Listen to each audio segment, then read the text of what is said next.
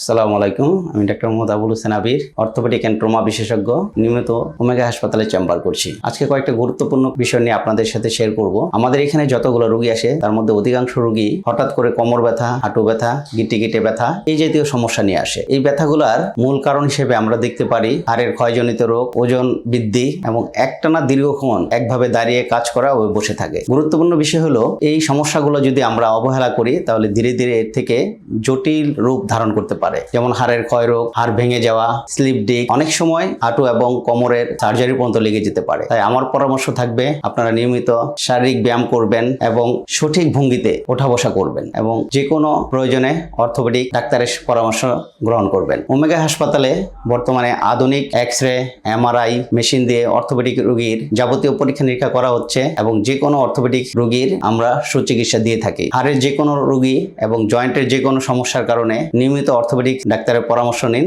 এবং সুস্থ জীবনযাপন করুন। ধন্যবাদ।